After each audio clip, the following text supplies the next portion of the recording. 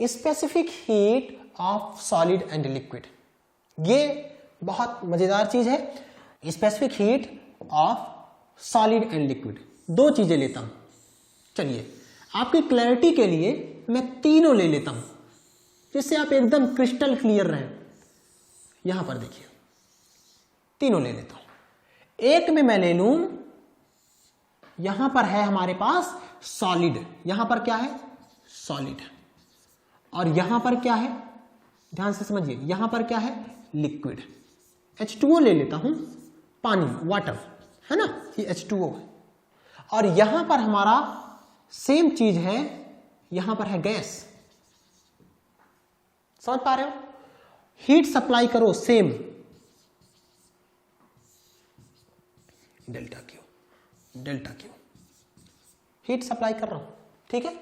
Solid है, liquid है, gas है, ठीक है। और इनमें टेम्परेचर डिफरेंस सेम ले रहा हूं। जैसे सपोज करो इनिशियल में 20 डिग्री सेल्सियस है, बाद में 21 डिग्री सेल्सियस है, तो सेम इसमें भी हो रहा है 20 डिग्री सेल्सियस 21 डिग्री सेल्सियस। यहां पे भी 20 डिग्री सेल्सियस शुरू में था, 21 degree Celsius. Temperature difference 1 degree Celsius का है, और मास हमारा 1 kg 1 kg 1 kg, ठीक है। अब देखो, जब आप सॉलिड को हीट करोगे ना, सॉलिड को हीट करोगे तो उसके वॉल्यूम में चेंजेस क्या होगा, नेग्लिजिबल। सॉलिड को आप हीट करोगे तो वॉल्यूम में चेंजेस कितना होगा, नेग्लिजिबल होगा। लिक्विड को चेंज करोगे, हाँ ये गैस, ये हमारा वेपर नहीं बन रहा है, अभी भी लिक्विड है। गर्म करने के बाद भी ये क्या है, लिक्विड है। हीट सप्लाई करने के बाद लिक्विड है। ऐसा नहीं हो जा रहा है कि लिक्विड से वेपर बन जा रहा है ना, स्टीम बन जा रहा है, ऐसा नहीं होना चाहिए। तो अभी भी लिक्विड है। अब ध्यान दो कि सेम अमाउंट ऑफ हीट इसमें ऐड करोगे, इसका वॉल्यूम में चेंजेस नेग्लिजिबल होगा, लिक्विड में भी वॉल्यूम में चेंजेस नेग्लिजिबल होगा। और ये रीजन इसी नाते तो इन दोनों को हम लोग इनकम्प्रेसिबल बोल रहे हैं। इनकम्प्रेसिबल का मीनिंग क्या हुआ, इनकम्प्रेसिबल सब्सटेंस। देखिए इनकम्प्रेसिबल का मीनिंग ये हुआ, इनकम्प्रेसिबल का मीनिंग कि वॉल्यूम में चेंजेस हमारा क्या हो, नेग्लिजिबल। समझ पा रहे हैं? तो जब वॉल्यूम में चेंज नेग्लिजिबल हुआ, अब मैं मान ले रहा हूं कि 100 किलो जूल एनर्जी दिया, कितना 100 किलो जूल का एनर्जी दिया, तीनों में 100 किलो जूल का एनर्जी दिया, यहां भी 100 किलो जूल का एनर्जी दिया।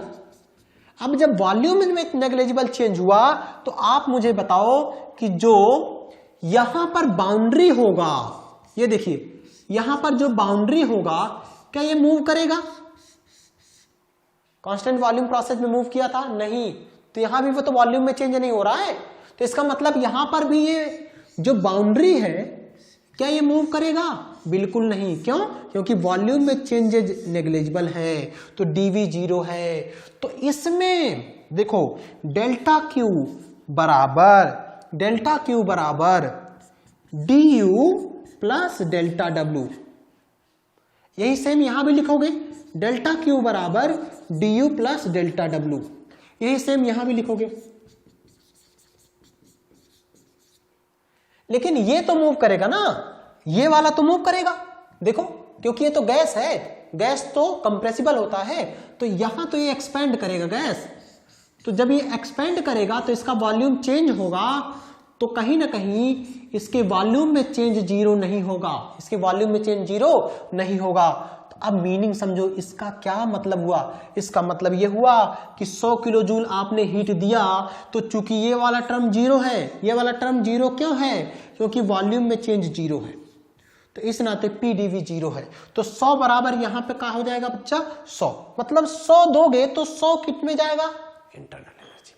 100 कहां जाएगा, इंटरनल एनर्जी। अब ये चाहे ये कांस्टेंट प्रेशर प्रोसेस हो, चाहे ये कांस्टेंट वॉल्यूम प्रोसेस हो, कोई फर्क नहीं पड़ता। क्यों? क्योंकि अगर आप इसे रोके रहोगे तो वॉल्यूम में चेंज होना नहीं है, और अगर आप फ्री भी कर दोगे तो चूंकि ये इनकम्प्रेसिबल सब्सटेंस है, तो इस नाते इसके वॉल्यूम में चेंज होगा ही नहीं। तो 100 बराबर किसमें हो गया, पूरी इंटरनल एनर्जी में चली गई। तो इसका मतलब अब इसी तरह से यहां भी देखो, 100 दिया आपने, ये पूरा 100 में चला गया, और ये वाला टर्म 0 हो गया। और ये 100 आपने दिया, तो यहां पे कितना हुआ, इंटरनल एनर्जी में सपोज करो 60 या 40 गया, तो बाउंड्री वर्क में 60 गया। समझ पा रहे हो? तो इंटरनल एनर्जी में देखो 40 ही केवल गया। तो अब same amount of heat supply करने के लिए आपको 100 से नहीं 150 ज्यादा मतलब 200 देना पड़ सकता है, इस हिसाब से अगर आपको इसको 100 करना है। क्लियर, समझ पा रहे हो? इसका मतलब क्या हुआ कि चाहे वो सॉलिड होगा चाहे वो लिक्विड होगा, गैस की बात नहीं कर रहा हूं, गैस तो ऑलरेडी मैं आपको समझा चुका हूं कि गैस का जो स्पेसिफिक हीट होगा वो प्रोसेस पे डिपेंड करेगा। इस नाते constant pressure process, constant volume process में हर जगह पर स्पेसिफिक हीट अलग अलग थे, लेकिन यहां पर सॉलिड और लिक्विड में अलग अलग नहीं होगा। क्यों नहीं होगा, समझ पा रहे हो? क्योंकि ये इनकंप्रेसिबल सब्सटेंस है। ये इनकंप्रेसिबल मतलब वॉल्यूम में चेंज होगा ही नहीं। तो जब वॉल्यूम में चेंज नहीं होगा तो इनकंप्रेसिबल सब्सटेंस है, तो क्या Cp और Cv लिखोगे? क्या Cp और Cv लिखोगे? किसके लिए? सॉलिड या लिक्विड के लिए? नहीं, आप सॉलिड और लिक्विड के लिए Cp और Cv नहीं लिखेंगे। क्यों नहीं लिखेंगे? क्योंकि इनकंप्रेसिबल सब्सटेंस है। फिर क्या लिखा जाएगा? हम लिखेंगे कि Cp और Cv, क्या देखिए Cp और Cv दोनों सेम है। यहां पे क्या लिखा हुआ? Does specific heat of solid and liquid depends upon thermodynamic process? What should be answer? No. Answer क्या होना चाहिए? नो। अभी मैंने बताया, ठीक है, एक्सप्लेनेशन आपको मैंने दिया है वहां पे। अच्छा, फिर why specific heat of A compressible substance? Compressible substance मतलब या तो लिक्विड होगा या तो क्या होगा? सॉलिड होगा। At constant pressure process is approximately equal to at constant volume process. समझ पा रहे हो ना? ये क्या कह रहा है? Cp is approximately equal to Cv और ये बराबर C। मतलब अब हम अगर सॉलिड की बात कर रहे हैं या लिक्विड की बात कर रहे हैं तो दोनों के केस में हम Cp Cv नहीं लिखेंगे, बल्कि केवल केवल C लिखा जाएगा, बल्कि केवल केवल C लिखा रहेगा।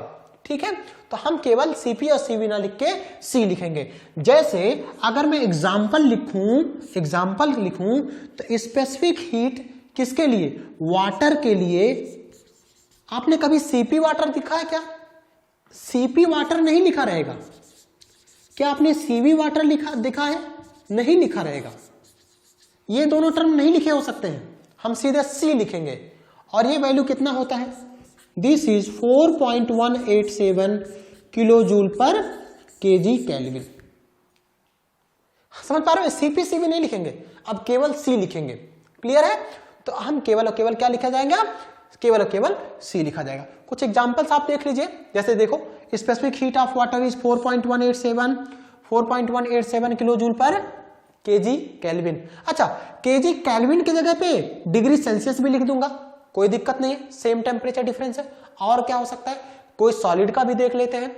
जैसे specific heat of solids, solid में मैं एग्जांपल ले रहा हूं आयरन का, तो आयरन का स्पेसिफिक हीट कितना है? 0.45 kilo joule per KG kelvin या kilo joule per KG degree Celsius. Clear है? तो स्पेसिफिक हीट ऑफ सॉलिड और लिक्विड, इनका भी आपको क्लियर हो गया होगा कि इनके जिस स्पेसिफिक हीट है ये प्रोसेस पे डिपेंड नहीं करेगा, और ये Cp Cv नहीं लिखा जाएगा, बल्कि केवल C लिखा जाएगा,